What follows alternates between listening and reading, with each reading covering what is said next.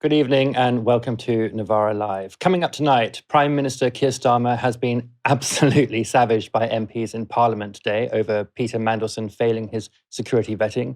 Ceasefire negotiations to end the US's illegal war on Iran seem to be derailing. Palantir has released a bizarre and pretty terrifying 22-point manifesto, and Christians managed to force a rare apology out of Israeli Prime Minister Benjamin Netanyahu. I'm Stephen Methven, and tonight I'm delighted to be joined by my Novara media colleague, Harriet Williamson. Harriet, you've not been on the show for a hot minute. How have you been? What have you been making of world affairs recently? Well, it's all been a little bit overwhelming, but Novara doesn't let me out of the closet that often. So I'm really happy to be here with you today, Stephen. Got to make the most of it. We'll be putting you back at 7:15 sharp, though. If you'd like to support our work, you can sign up at novaramedia.com/support. You can also listen to the show on Spotify and Apple Podcasts. And don't forget to let us know what you think in the comments below. The spectre of Peter Mandelson's appointment to the biggest ambassadorial post in the diplomatic circuit back in December 2024, despite his well-documented close friendship with the world's most prolific paedophile, is still threatening to engulf Keir Starmer's premiership. After it came to light on Thursday that Mandelson failed vetting before taking up his post as ambassador to the US, the Prime Minister has maintained that he was kept completely in the dark about this by civil servants in the Foreign Office until last Tuesday. Here's Starmer opening his statement to the comments about all of this earlier today. At the heart of this, there is also a judgment I made that was wrong. I should not have appointed Peter Mandelson. I take responsibility for that decision, and I apologise again to the victims of the paedophile Jeffrey Epstein, who were clearly failed by my decision. That's the most responsibility that Starmer took throughout his statement, in which he ran through a timeline of events covering Mandelson's appointment to the position of US ambassador. Most of the Prime Minister's speech concerned him not being told about Mandy failing vetting and the many opportunities Foreign Office civil servants allegedly had to do so. Here's a bit more from that common statement. In light of further revelations about Peter Mandelson in February of this year, I was very concerned about the fact that developed vetting clearance had been granted to him. Not knowing that, in fact, UK SV had recommended denial of developed vetting clearance, I instructed my officials to carry out a review of the national security vetting process. As I set out, I do not accept that I could not have been told about UKSV's denial of security vetting before Peter Mandelson took up his post in January 25. I do not accept that the then Cabinet Secretary could not have been told in September 2025 when he carried out his review into the process. I do not accept that the Foreign Secretary could not have been told when making statements to the Select Committee again in 2025. But, Mr. Speaker, on top of that, the fact that I was not told even when I ordered a review of the UK SV process is frankly staggering. What's really, frankly, staggering is the amount of blame someone else there, point the finger elsewhere to officials, to the department, to the vetting process. But actually, Keir Starmer is the Prime Minister. And as I said on the show on Friday, it's not like he didn't know what sort of man Peter Mandelson was. If I'd been in his position, I think I would have thought, let me just check if he passed his vetting. Anyway, let's go on with the story. It's worth noting that Starmer had already been alerted to the underlying security concerns around Mandelson's appointment. This is according to senior Whitehall sources over the weekend. And much of the details around Mandelson's friendship with Jeffrey Epstein were already in the public domain. But the Prime Minister pressed ahead with the appointment anyway. Starmer then went on to say this. Mr. Speaker, I know many members across the House will find these facts to be incredible.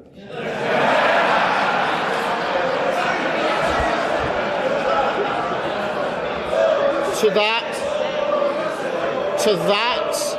that, I can only say they are right. It beggars belief that throughout the whole timeline of events, officials in the Foreign Office saw fit to withhold this information from the most senior ministers in our system in government. Yeah, pretty embarrassing stuff there. The roar from the backbenchers there is perhaps somewhat telling about how they're feeling about it all. And this came after the Prime Minister's spokesperson appeared to admit today that Starmer had unknowingly misled Parliament when he said due process had been followed in Mandelson's appointment. This is via The Guardian's Pippa Crerar. New, Keir Starmer unknowingly misled Parliament, his spokesman appears to admit. Quote, the Prime Minister would never knowingly mislead Parliament or the public. He's clear, though, that this information should have been provided to Parliament. It should have been provided to him. It should have been provided to our other government ministers. But he clearly did not have this information. That is the crucial fact. He clearly did not have this information when he previously spoke to Parliament. If Starmer knowingly misled Parliament, it becomes an incredibly serious contempt of House matter. And this is something that Leader of the Opposition, Kemi Badenoch, picked up on in her questions. It is the duty of the Prime Minister to ensure he is telling the truth, or does the Ministerial Code not apply to him? I'm only holding the Prime Minister to the same standard to which he held others. On the 26th of January 2022, the Right Honourable Gentleman said to a previous Prime Minister at this dispatch box, if he misled the House, he must resign. Does he stand by those words, or is there one rule for him and another for everyone else? It's an excellent question. It also emerged earlier today that Starmer ignored clear advice from then Cabinet Secretary Simon Case when making a political appointment, which Mandelson undoubtedly was. This was unearthed by Sky's Sam Coates from documents released earlier this month. If this, a political appointment, is the route that you wish to take, you should give us a name of the person you would like to appoint, and we will develop a plan for them to acquire the necessary security clearances and do due diligence on any potential conflicts of interest or other issues of which you should be aware before confirming your choice. Confirming your choice publicly, I suppose. It makes perfect sense, doesn't it? You've got a political appointment you want to make, and then you do your best to clarify in advance of announcing it that there are no security issues to worry about. But obviously this did not occur, and Mandelson failed the developed vetting process in January 2025, a month after Starmer had announced him as the next US ambassador. Pretty foolish, really. And Emily Thornberry, chair of the Foreign Affairs Select Committee, had this to say. Mr. Speaker, may I just turn to my question? A month before Mandelson's appointment was announced, the then Cabinet Secretary advised that the necessary security clearance should be acquired before confirming a political appointment. That doesn't seem to have been the usual practice. I'm glad that it's changed because it was clearly abused. Because what happened was that somebody, probably Peter Mandelson himself, leaked to the press his appointment as US ambassador, effectively bouncing the government into confirming it.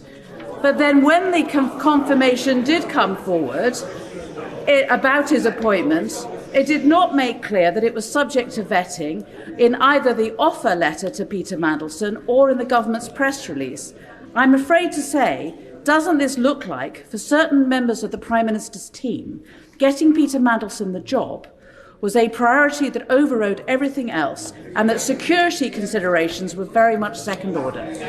Prime Minister. It's really important to know why getting him appointed overrode everything else, why things like security clearance were such a secondary matter or a matter of second order. But I think one of the things that Thornberry said there, and otherwise very good contribution, is that, sure, Mandelson may have leaked to the press that he was going to be appointed by the government as the ambassador to the US. That needn't mean that it bounced the government into making the appointment. The government must have been very willing to have made that appointment in order to do it. They could have just denied it. They could have just said, oh, this is a leak, we don't comment on leaks. There was no reason why he had to be bounced why the government had to be bounced into that position by Mandelson leaking to the press. The only possible explanation is that they were quite happy to make that announcement when they did. Former Shadow Chancellor John McDonnell stopped short of calling for Starmer's resignation today, instead saying this. And isn't the reality this, that when he sought to realise his ambition to become leader of the Labour Party, with a very little base within the party, he became dependent on McSweeney and Mandelson and Labour together to fund his election. And that when he became Prime Minister, the reward for McSweeney was control of Number 10, and for Mandelson, the highest diplomatic office. And the message, the unspoken message to civil servants was, what Mandelson wants, Mandelson gets. This has damaged the party that I've been a member of for 50 years. I urge him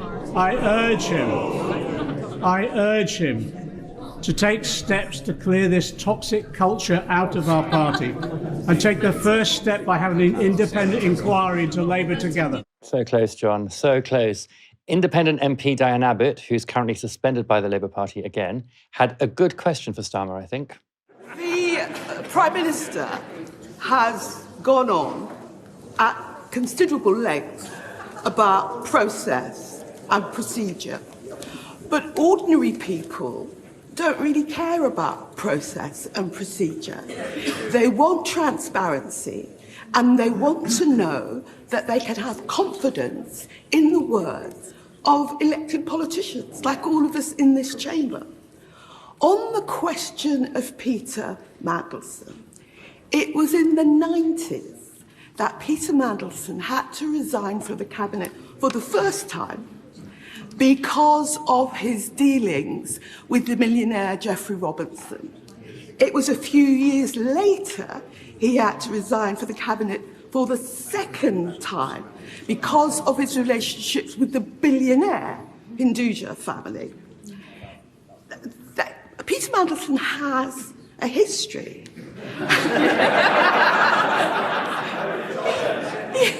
Peter Mandelson has a history.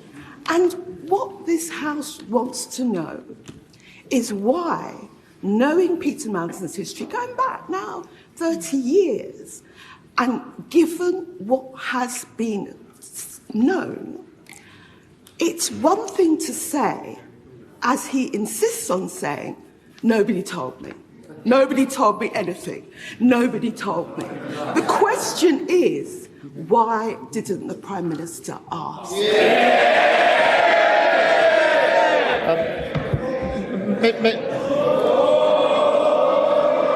Mr. Speaker, in relation to her question, let me be clear.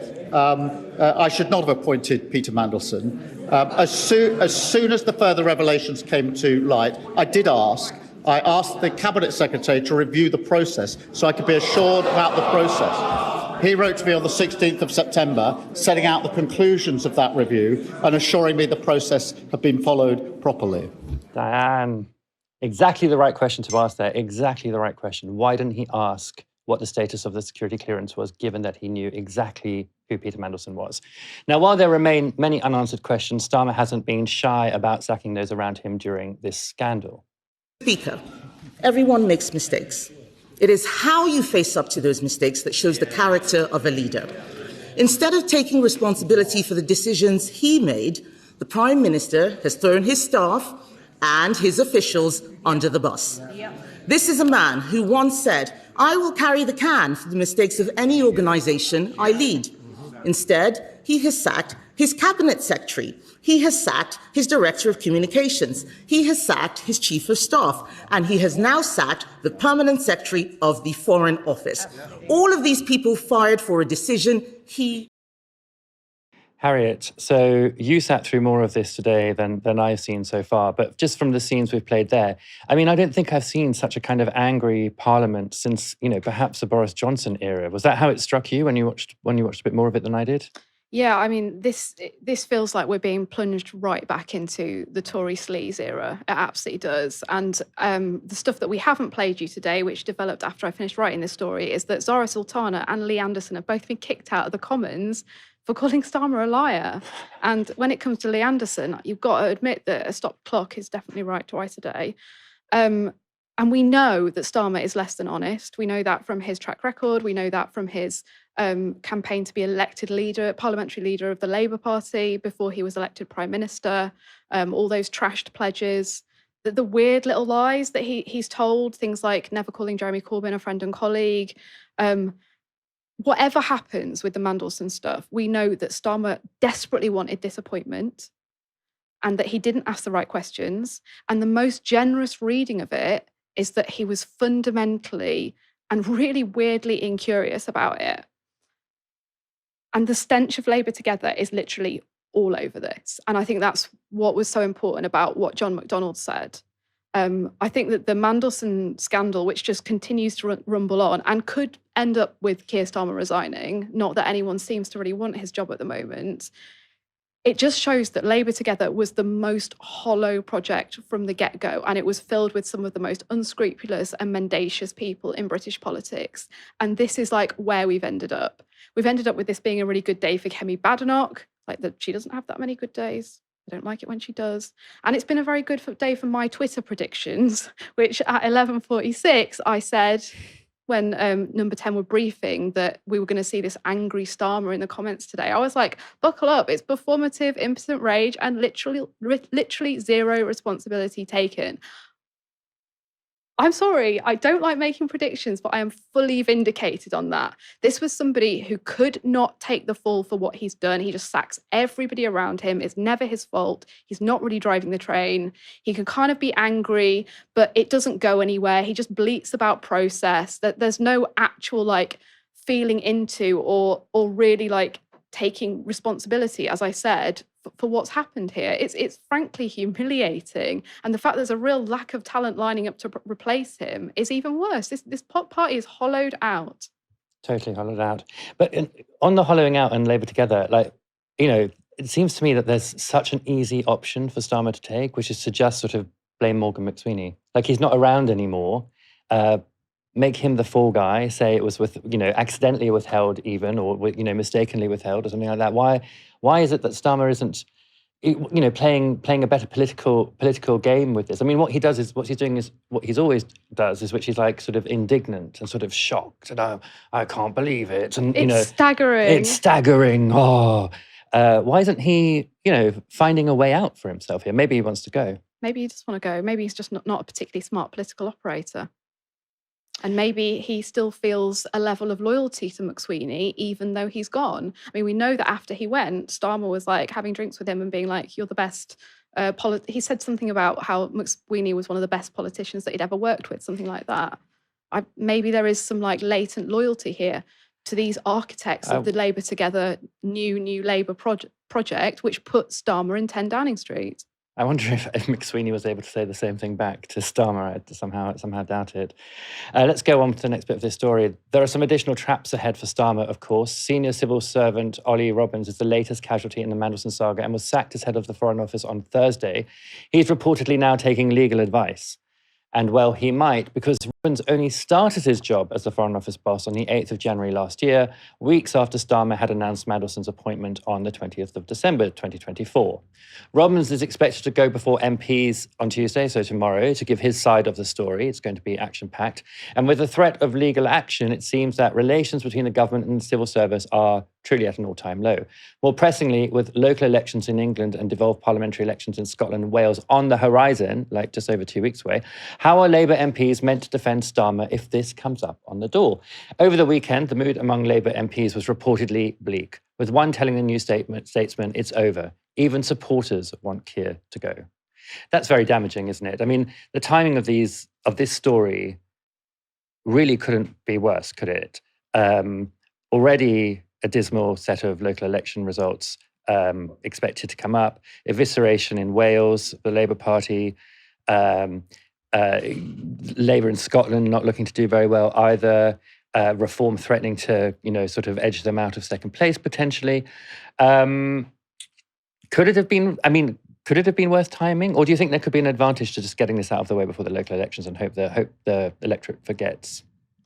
I don't know if the electorate's going to forget, but I think that this is really shocking timing before the local elections. We are looking at an absolute Labour wipeout if all the polls are to be believed. We've got councils that have been Labour since their very inception, which are going to be overturned and become Reform majorities if all the polling is correct.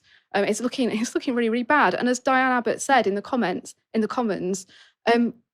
the general public don't actually care that much about things like process, the things that Starmer's going on about. I looked at process, due process was followed. Normal people, they do not care about this. They want accountability, they want transparency, they want to believe leaders when they say things. They don't want this underlying smell of sleaze, of people not telling the truth, of things feeling like a bit of a stitch up all the time. It's, as I said before, like it feels like we're back to the Tory era where things just felt really grubby a lot of the time. And like, I think that this has come from the fact that Starmer's Labour has been given such a soft ride by the mainstream Liberal press. I think that he should have been held to account much harder, much earlier. I think that too much has been allowed to slip under the radar. I mean, the way that the former Labour leader Jeremy Corbyn was treated and the sort of standard that he was held to by the press, we're looking at a completely different treatment of a leader under Starmer, and it's all coming home to roost now. And what that does for people is that it shows them that there is no difference between the two main parties, that politicians can't be trusted, that they're all the same, and this really does leave things wide open for new parties on the hard right and on the actual left, like Reform and the Greens under Polanski. And I really do think that at Novara Media, our responsibility here is to hold people to account that the mainstream press just isn't able to do. And because we do end up with this failing now and about to be destroyed two-party system, where it doesn't feel like people are telling the truth and it doesn't feel like we are able to trust anybody in elected office. No, of course. And I can think that's going to be very strongly felt by Labour voters across the country. And it really doesn't have anything to do with process or to do with vetting. It is just the fact that Mandelson and his association with Epstein, which is still the subject of a police investigation, has tarnished Keir Starmer completely. And, the suspicion with which, Peter Mandelson has always been held by quite a lot of suspicion by many, many Labour voters. His multiple sackings over the course of his career, already someone who was thought of as, the master of darkness and, not a very trustworthy or not the sort of person you really want to be in political life. Now it's made obviously so much worse by revelations about various connections to Epstein and the alleged transmission of information to the financier during the Gordon Brown years, and all of that, just that it is all sort of wrapped up in the idea of Mandelson, which was Keir Starmer, just invited back into political life, a person that people really, really don't want there. It was fine when he was on the radio doing Times Radio or whatever, but to have him actually back, not only in political life, but as our major representative in Washington. And I genuinely think that both Starmer and, by extension, Morgan McSweeney thought they were being incredibly clever by appointing Peter Mandelson. They thought this was like a huge get. And there were cheerleaders in the mainstream press who agreed with that, and they said it at the time. And it's all come home to bite them. Why was somebody with the nickname Prince of Darkness, their vetting, not thoroughly interrogated by the people who were standing behind this appointment? And further to this, Starmer put out a briefing to Labour MPs today with all these soft, useful questions that they might want to ask him in the Commons. And one of them actually quoted one of Epstein's victims and essentially said, "Do you feel good about doing the right thing for sacking Peter Mandelson when all this came to light?" I think that is the most disgusting sort of playing off the trauma of people who've had their lives absolutely ruined by an elite billionaire paedophile ring, and Starmer trying to look like he did the right thing on it. He did not do the right thing on it. The relationship between Mandelson and Epstein was public record before his appointment as US ambassador. Was that one of the new batch of MPs that stood up and did that? I don't know if anyone actually stood up and said it, but it was part of a briefing document from the Parliamentary Labour Party. Yeah. Those new MPs, many of them, the hundreds of them who were elected at the last general election, picked by Labour Together for those, Luke Akehurst on the NEC and whatever, for those seats, are, their whole political destiny is tied to Keir Starmer because they have no constituencies that care about them at all because they're all parachuted in. So the only thing keeping them anywhere like in a parliamentary post is Keir Starmer and the decisions of those people around him on the NEC. But if he goes, it's very likely that they go as well. And it means that, I don't know whether things will be so clear at the next general election. It's, pointless talking about it because Labour's obviously not going to do very well at the next general election anyway. With less than 48 hours to go before the ceasefire in the US's illegal war on Iran expires, things are not looking great. Speaking at a weekly news conference today, Iran's foreign ministry spokesperson, Esmail Baghaei, accused the US of bad faith and violations of the ceasefire. This, he said, was evidence that the United States is not serious about the diplomatic process and refuses to learn from the past. We are still in a state of war, Baghaei also said. It is true that a ceasefire has been announced, but unfortunately, it has been met from the very beginning with repeated violations by the United States, and the announcement that Iran's ports and vessels would be targeted by the United States has complicated the situation. That meant, he added, that, quote, we cannot speak unilaterally about the normalization of traffic in the Strait of Hormuz. Ceasefire mediators in Pakistan had hoped that Iran and the US would meet again today or tomorrow to agree a memorandum of understanding. That's essentially a temporary agreement that would allow negotiations for a permanent ceasefire to be extended for up to 60 days. But the Iranians may not be there, with the country's government saying this morning it has no plans to attend that next round of talks. That message was slightly more optimistic by the afternoon, with an Iranian official telling Reuters the country was now positively reviewing the second leg of peace talks, though no decision had yet been made. So how did things get to this point? Well, that of course depends on who you ask, but a likely trigger is that on Sunday, the US military seized an Iranian-flagged and US-sanctioned cargo ship, with the US Central Command releasing this footage of the interception. According to the US military, the ship, called the Tusker, was attempting to cross from the Indian Ocean through the Strait of Hormuz and was headed to the Iranian port of Bandar Abbas.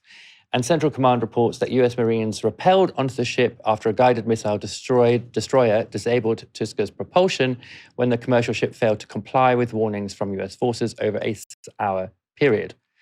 Footage from Marine Traffic Ship Tracker, however, appears to show that the Tusker was pretty far away from the Strait of Hormuz when it was intercepted, though the US blockade does, of course, extend along Iran's entire coastline. Posting on Truth Social, US President Donald Trump said this about the seizure. Today, an Iranian-flagged cargo ship named Tusker, nearly 900 feet long and weighing almost as much as an aircraft carrier, tried to get past our naval blockade, and it did not go well for them. The US Navy guided missile destroyer, USS Spruance, intercepted the Tusker in the Gulf of Oman and gave them fair warning to stop. The Iranian crew refused to listen, so our Navy ship stopped them right in their tracks by blowing a hole in the engine room. Right now, US Marines have custody of the vessel. The Tusker is under US Treasury sanctions because of their prior history of illegal activity. We have full custody of the ship and are seeing what's on board. President Donald J. Trump. It's not actually illegal for them to violate US sanctions. It's just a violation of US sanctions. Iran has called the seizure an act of piracy. Now, the US seizure of the Tusker followed reports of Iranian gunfire directed at ships in the Strait of Hormuz on Saturday. Also on Saturday, Iran announced that it was once more closing the strait, which it opened on Friday following the agreement of a ceasefire in Lebanon on Thursday. Iran's Revolutionary Guard said the closure was in response to Trump continuing to oppose his naval blockade, with the president replying in his usual style, saying this. Iran decided to fire bullets yesterday in the Strait of Hormuz, a total violation of our ceasefire agreement. Many of them were aimed at a French ship and a freighter from the United Kingdom. That wasn't nice, was it? My representatives are going to Islamabad, Pakistan. They will be there tomorrow evening for negotiations. Iran recently announced that they were closing the strait, which is strange because our blockade has already closed it. They're helping us without knowing, and they are the ones that lose with the closed passage, $500 million a day. The United States loses nothing. In fact, many ships are headed right now to the US, Texas, Louisiana, and Alaska to load up compliments of the IRGC, always wanting to be the tough guy. We're offering a very fair and reasonable deal, and I hope they take it, because if they don't, the United States is going to knock out every single power plant and every single bridge in Iran. No more Mr. Nice Guy. They'll come down fast, they'll come down easy, and if they don't take the deal, it will be my honor to do what has to be done, which should have been done to Iran by other presidents for the last 47 years. It's time for the Iran killing machine to end. President Donald J. Trump. So that's a repeat there of his threat of massive war crimes, knocking out the entire electrical grid of a country of 90-odd million. Now, the president appears to have spent much of the weekend posting AI-enhanced videos on Truth Social, and one of them features the return of a group that appeared to have been sidelined by the US in recent weeks, the Shiists. Sometimes in history, there's this magic moment. Somebody appears on the scene and everything changes. I am with you. We've never seen anything like this. I will fight for you, This was a man who's met his destiny. and I will win for you. He said he was saved by God in order to make America great again. His victory was the greatest comeback of all time. We're watching history, so buckle up. Very interesting to see the Pahlavi crew back in Trump's sights, obviously an indication that to the Iranians, I guess, that he might switch his support from a ceasefire back to regime change involving the son of the former Shah. Harriet, we don't speak as much as we used to because we don't see each other as much as we used to. So what has your take been on all of this? You know, it's been an extraordinary 6 weeks, a bit longer than that now, I think, since that unexpected assault by Trump and Netanyahu on Iran, 1,000 sites targeted in a single day, massive war crimes committed, including the blowing up of a school potentially, with just young schoolgirls amongst most of the dead. What do you think is going to happen next? Is this, really ultimately a serious change to the world as we know it, or do you think there's some kind of deal might be brokered yet? I really hope that a deal is brokered because Trump really needs a deal to happen. He's got the midterms coming up. That must be a huge pressure for him. He's now embedded in this war that did not need to happen. And I really want to stress that because it's what comes to my mind every time, this is at the top of the news agenda. This is a war that was illegal, that the US was bounced into by Israel, that feels like a bit of a vanity project for Trump, which is also fulfilling this long-held aim of Benjamin Netanyahu, the Israeli prime minister. None of it ever needed to happen. We could have not done it and been in a very different place today. We would be telling a different story. Our news agenda would be entirely different. But the longer this goes on, the worse it gets for Trump and the worse it looks. And I am not somebody who takes pleasure in sneering and laughing at US voters who voted for Trump, believing that he would stick to his word in terms of America first and there being no more US interventions in the Middle East, no more forever wars, as they're called. I think that when people say, oh, they were just so stupid that they believed him, this person who is clearly such a con artist, I think that really undermines the humanity of people that we should be trying to understand across the political aisle. And the fallout within the MAGA movement, which has been so huge over this and over the continued support of Israel and the continued allowing of Israeli interest to set the US foreign policy agenda and the agenda in terms of where money goes from the US government. I think that the fractures that this has created in US politics and the disappointment and I guess hurt of some of the American electorate on this is it's actually shown up something that needed to come to light maybe quite a long time ago and has been very much crystallized through the Iran war. And that is obviously not to downplay Trump's threatening of war crimes, which it's happened on multiple occasions now, and some international law experts have actually suggested that even by threatening these sorts of war crimes, like blowing up bridges or power plants, that could be construed as a crime under international law in and of itself because it seeds terror within a civilian population. And it's also not to downplay the loss of life in Iran, which is estimated to be around 3,300 Iranians as of today. But yeah, I think a deal needs to be made. It needs to be made really quickly. And the longer it goes on, the worse it looks for Trump. He might get to a place where he just ends up being it's going to be okay for me. We've won this war, because you know how he just says things and kind of expects everyone else to think that it's true.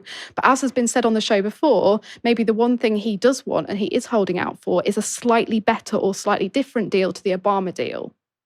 Yeah, he certainly can't go back with just that deal, right? It's got to be a red line for him that he can say he got a victory over Obama on this front. But yeah, I think that, what the Iranians really have, what they really have on their side is the idea, again, but this assumes some rationality on Trump's part, but, let's assume he's rational.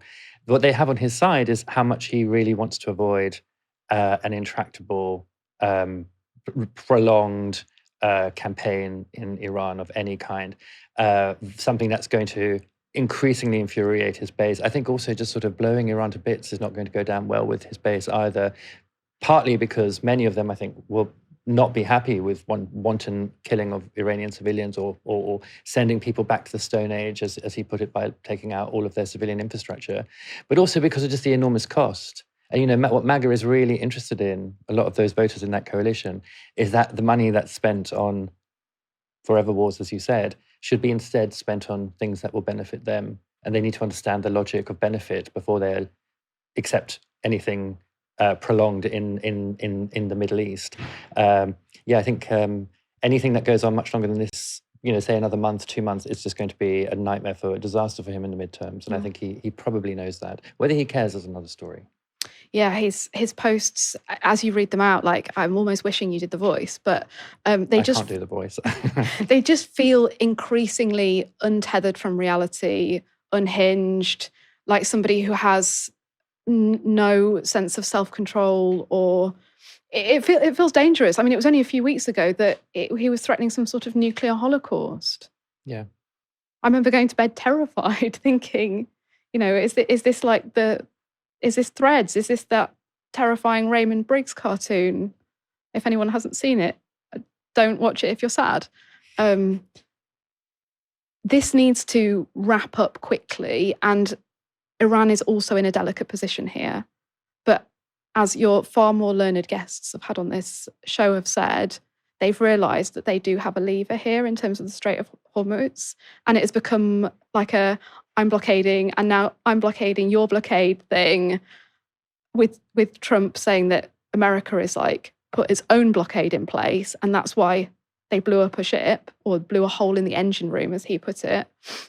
The level of chaos and confusion for people even trying to understand this news story, and the actual like benefits or what Trump is trying to get out of this war, is just becoming increasingly tangled. And that's why I think we played that video right at the end where he's trying to almost play to the Shahists to be like, maybe regime change is actually what we're trying to get out of this.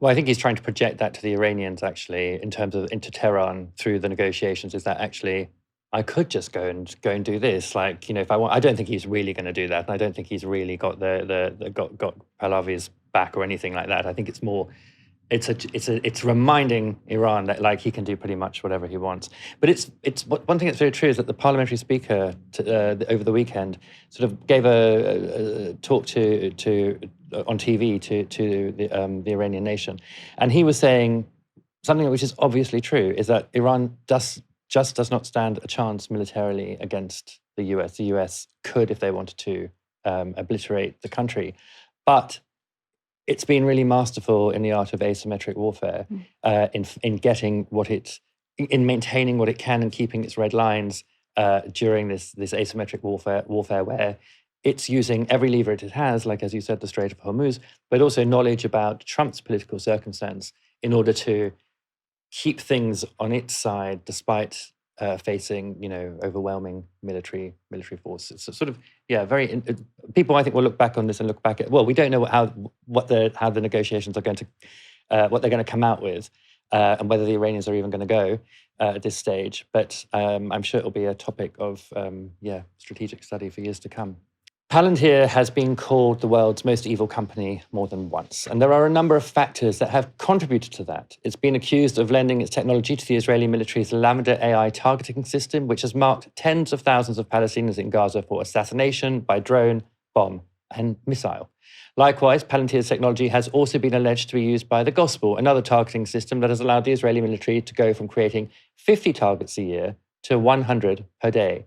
Now, Palantir has denied that its software is used by those two tools, though in a letter to Amnesty International after they queried these allegations, the US tech company did say it was, quote, proud to support Israeli defense and national security missions in other programs and contexts. And in early 2024, just 3 months into Israel's genocidal assault on Gaza, Palantir signed a contract to provide battle technology for war-related missions. So what it doesn't deny, though, is that its software has been used by the US military in Iran. This was Palantir Chief Technological Officer Shyam Sankar speaking on Bloomberg last month. People will reflect back and say this is the first large-scale combat operation that was really driven, enhanced, made substantially more productive with technology, with AI. Yes. And the word targeting, I think, to the lay public has some sort of connotation. It sounds like someone's shooting, but it's actually a very bureaucratic, large-scale, doctrinal process. So if you thought about that like any, I have a value chain to manage, I have a production process to manage, I have a targeting process to manage, being able to accelerate that. So if you think about Gulf War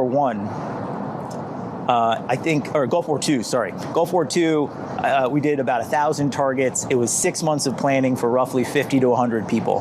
And in this conflict, you're looking at that equivalent of work for twice as many targets was done by one person in 2 weeks. It's really interesting there. Palantir obviously sells a lot of its technology or is involved in contracts with the military, but it's also involved in really mundane things like delivering like frozen chicken supply chains for a very big chicken abattoir, basically, or chicken meat product supplier in the US. And the way that he talks there is really to just say, like, actually, those two processes are just exactly the same.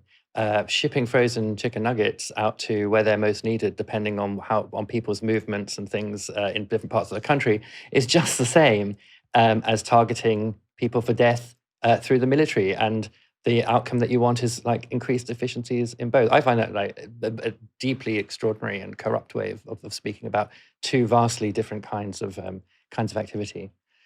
And it is what they produce, extraordinarily efficient mass murder. According to the New Yorker, Methven allows military officials to select up to 80 targets an hour, dispatching them in just 4 clicks. And Sankar is right, the war in Iran is the first AI war, but it certainly won't be the last, with both the US and Israel said to be using their illegal assaults in Iran as a test of its autonomous tech. At the heart of it is Methven, a CIA-backed project to create a lightning-fast AI-assisted targeting system for the US military. Originally handed to Google, the company dropped the project after 3,000 staff members revolted at the idea. Since 2018, the $1.3 billion operational contract has been held by Palantir instead. Sankar went on to justify Palantir's involvement.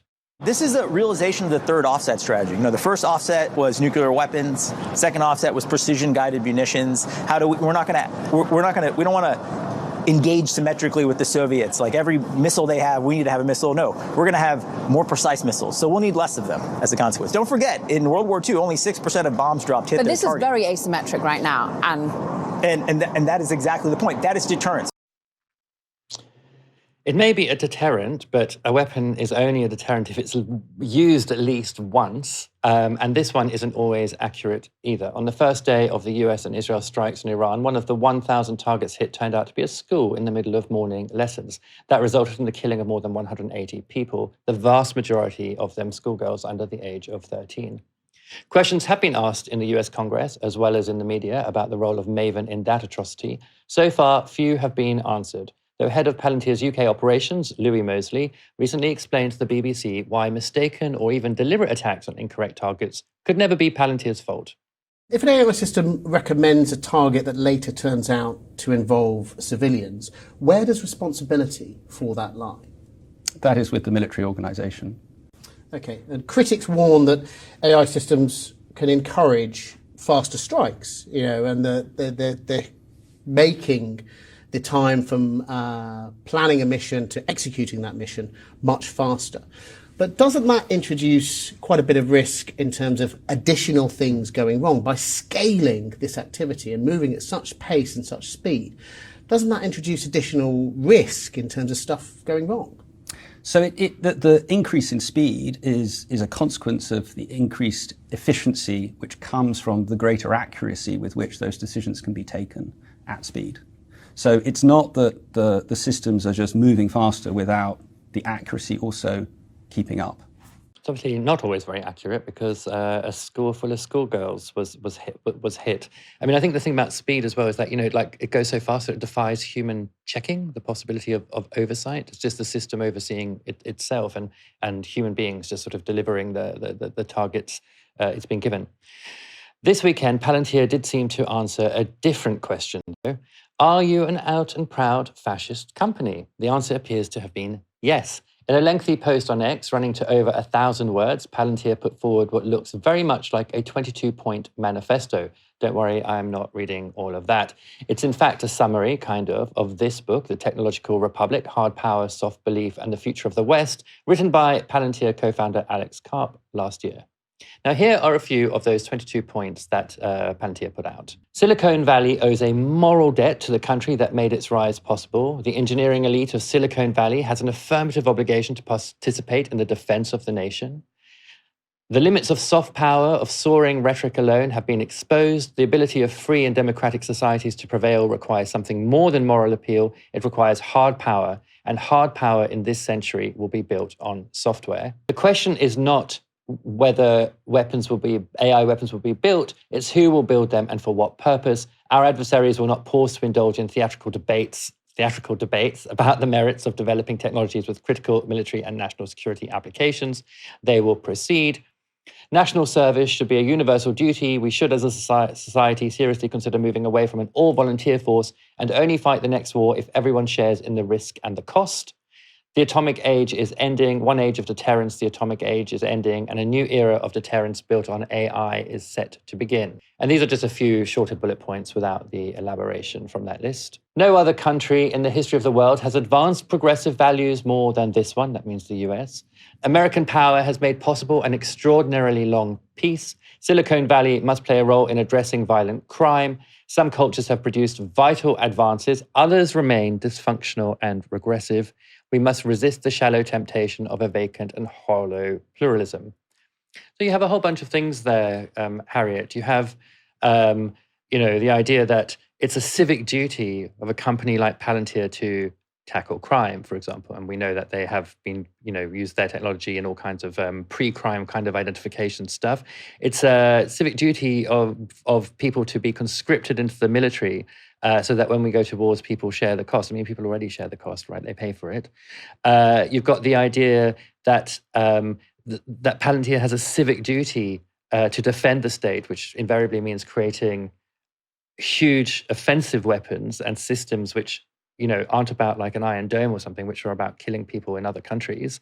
There are all the elements of a sort of very frightening kind of picture of the relationship between software company and the state. I mean, the other thing is, of course, is pitching AI weapons as the new deterrent. So taking over where the nuclear bomb leaves off as the main way of maintaining peace, which is that you sort of show people that you can take them out in a really, really hard way if they mess with you. So it's a kind of might is right mentality.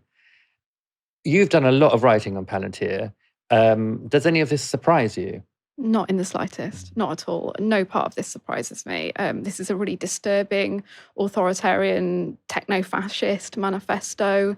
It's pitching for this highly militarized state, which would obviously benefit Palantir's bottom line. And as we know that under the Trump administration, Palantir has an absolute wealth of government contracts, and it has been instrumental in facilitating Trump's immigration enforcement crackdown via ICE, and that Palantir has developed and created tools specifically for ICE, including ones that actually use people's healthcare data to populate maps to show where the most people who might be targeted for ICE raids are. I mean, this is even before we go on to Palantir's involvement in Israel's genocide in Gaza. This is deeply, deeply disturbing and absolute shame upon our government for allowing this company, this really dangerous company, which I think should actually be treated as a hostile foreign actor, into the most sensitive and privileged parts of the British state, including things like nuclear weapons, the Ministry of Defence, and most egregious of all, the NHS. Our private healthcare data can be accessed by this company. I mean, the guardrails in place by NHS England do not stop Palantir employees for being able to access identifiable healthcare data from the British public. Like, that is absolutely true. And shame actually also on Politico for allowing their newsletter to be sponsored by Palantir all of last week. I was absolutely disgusted to see that. This week as well, because I read it this morning and it's still up this there. week? Oh, Palantir. great, Yeah. great. Yeah. I mean, the deepening NHS access by Palantir, we've got crossbench MPs now calling for that break clause in February next year to be triggered to get us out of this contract with this really dangerous US spy tech firm. MPs from Labour, from the Lib Dems, and obviously Green Party leader Zach Polanski's been pushing for this as well. We've got a system that's now embedded in the NHS, which runs on Foundry, which is the civil equivalent of Gotham, which is the Palantir tech. It's their software platform that is used by militaries around the world. We've got Palantir staff and other government departments in this country being able to access our healthcare data, which seems like worryingly familiar when you look at what ICE can do with healthcare data, like Obamacare data in the US. Like, that's really, really scary. And we've got NHS provider trusts getting repeated requests every week for people's healthcare data from Palantir. And that is information we've got via campaign groups like MedAct, which are made up of NHS staff. This is utterly terrifying. We know that they got in the door through COVID databases, and like it was part of their strategy to pitch low, to gobble up other businesses, and to sort of like flatten out any criticism that way. And this COVID database, it paved the way for way more lucrative contracts within the NHS. And people are warning now that our NHS may become dependent on Palantir. It's going to become a monopoly supplier. It's called like vendor lock-in. That's what they call it. And we haven't got any, like, the NHS hasn't got proprietary anything over this system. The Federated Data Platform is Palantir software. It absolutely owns it. I see like different things. So the FT this week was like, well, maybe it actually saves money. They published like a positive editorial leader on it. How can that be the absolute standard for why we should let this company into our NHS and have access to our data? A company of which its co-founder and chairperson, Peter Thiel, has said that the NHS essentially needs ripping up, and that our love for the NHS as British people is Stockholm syndrome. Like, how has this been allowed to happen?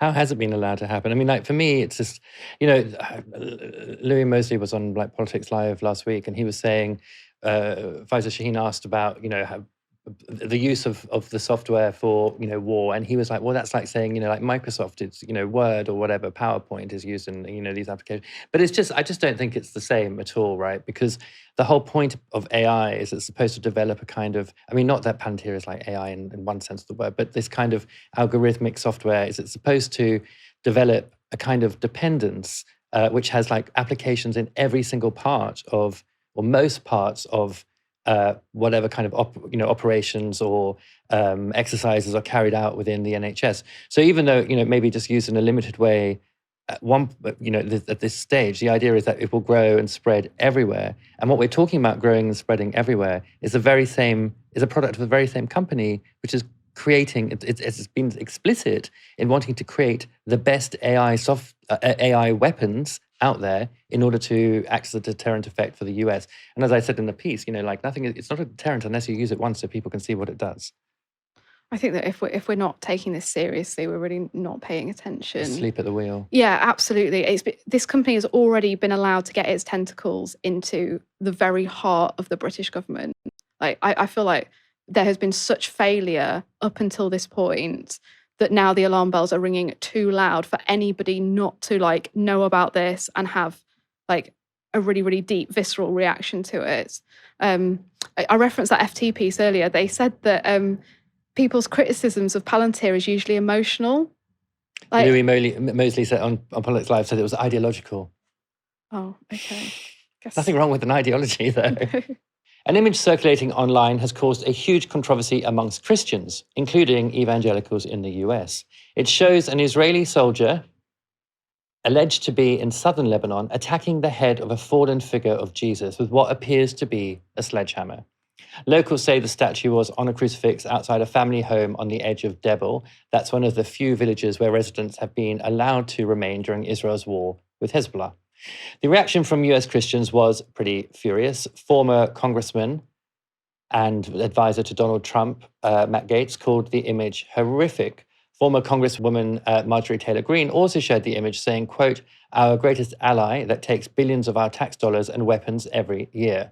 Now, for their own very odd reasons, the US's Christian evangelicals are, on the whole, massively supportive of Israel. And Israeli Prime Minister Benjamin Netanyahu is nothing if not a man who knows who butters his bread, resulting in this unusual apology.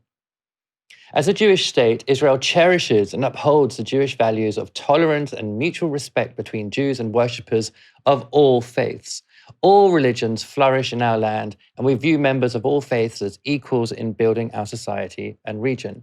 Yesterday, like the overwhelming majority of Israelis, I was stunned and saddened to learn that an IDF soldier damaged a Catholic religious icon in southern Lebanon. I condemn the act in the strongest terms. Military authorities are conducting a criminal probe of the matter and will take appropriately harsh disciplinary action against the offenders.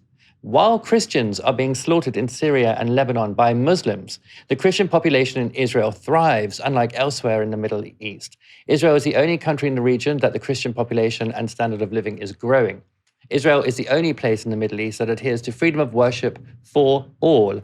We express regret for the incident and for any hurt this has caused to believers in Lebanon and around the world. Well, now that's not quite true. In 2025, the Rossing Centre released its annual report on attacks on Christians in Israel and East Jerusalem. And following a trend of recent years, those attacks are worsening.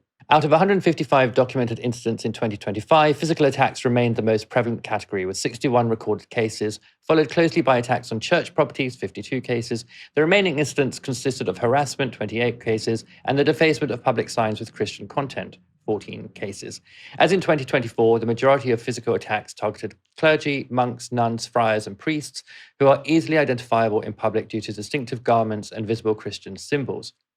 Spitting continued to be the most common expression of hostility, and that was once often carried out covertly and what was once carried out covertly is now frequently performed openly. Journalist Peter Oborne has also recently released a documentary with Middle East Eye detailing the harassment of Christians in Israel. This is a part of it. So how do you feel being a Christian in Jerusalem at the moment? Right now it's hard. I feel like I have to hide some certain things. So normally I wear a cross, but in these days it's difficult. Do you feel persecuted? I've been spat on numerous times. Spat on numerous times? Yeah. Of course not. It's difficult. And of course, forbidden from our holy sites. Forbidden from our holy sites. Yes. Yeah, like the Holy Sepulchre. It's really big and it's inappropriate for this place, okay? That's a Jewish place. You need to respect the place. Can you please put it inside? Okay, this is very harsh. It's very harsh. No, you're not respecting. Can you please stop taking pictures? You're not respecting. You're hindering me from my human right to. No, this is not provocation. I'm an abbot. This is my dress. These attacks are on the rise. The Rossing Centre, which is highly respected, says that the majority of physical attacks targeted clergy, monks, nuns, friars, and priests, who are easily identifiable in public due to distinctive garments and visible Christian symbols. Spitting is the most common expression of hostility. Once it was carried out covertly, secretly, the Rossing Centre says. Now it's performed openly. It says there's a continued and expanding pattern of intimidation and aggression. Harriet, what did you make of that mea culpa from Benjamin Netanyahu? I don't think I've ever seen one before. I think that statement from Netanyahu is very much him trying to reassure the evangelical Christian base in the US, who he kind of relies on to continue to support Israel by backing the flow of money and weapons to his country. And evangelical Christians in the US have like their own quite weird reasons for wanting to support Israel as this religious supremacist, ethno-nationalist Jewish homeland. I believe what they think, and I'm less prepped on this story, is that it has to be the homeland for the Jews in order for the second coming of Christ to happen. I believe that's correct. Something like that, yeah. I mean, not to trash anyone's belief, but I don't think that that's a good reason to support an ethno-state and its actions. And I believe that at this point, there is no denying that Israel is a really deeply sick society, and that this is a state in the Middle East that is causing terror, that consistently trashes international law, it rips up international norms, that is destabilizing the region and having like this really outsized influence on the countries around it and the world at large. Yeah, I mean, obviously we've spent, 2.5 years now, watching Israeli soldiers invade Palestinians' homes and, take out their belongings, put on their clothes, cosplay them, every kind of, of course, kill thousands, parade people around, strip them off, arrest them, crime after crime after crime after crime. It does seem kind of impressive that the Christian right in the US has such power that a sledgehammer to a statue. I mean, there were also bombing of churches in Gaza, right? Mm. But it's a sledgehammer to a piece of iconography, to a piece of idolatry, really, which has been the cause of such uproar. Well, I don't think the Catholics would call it idolatry. But they're not Catholics, so the Christian evangelicals in the US are. No, that's very true. But they obviously have enough influence for Netanyahu to feel like he needed to make this statement, because Christians are a little bit higher in the pecking order here than Muslims. I mean, Gaza is absolutely the playbook, and we always have to come back to it. The destruction of homes, of mosques, of schools, universities, how they've been looted and desecrated. Not a single peep about that. But the Gaza playbook gets extended into Lebanon. And now in Lebanon, we also have what they call the Yellow Line, which is operational in Gaza. And civilians who get close to the Yellow Line in Gaza get killed. They get shot. It's essentially going to be a permanent occupation, right? Yeah. Of that area, which is up to the Litani River, right? And we consistently see in most of our mainstream publications this refusal to call it what it is in terms of annexation, occupation, and an invasion of a sovereign nation.